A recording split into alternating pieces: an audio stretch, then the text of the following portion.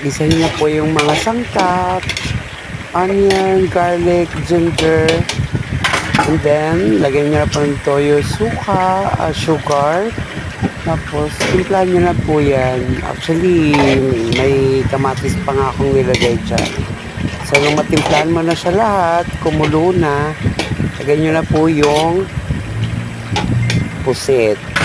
Isabay nyo na yung onion, white, green chili, celery stalk.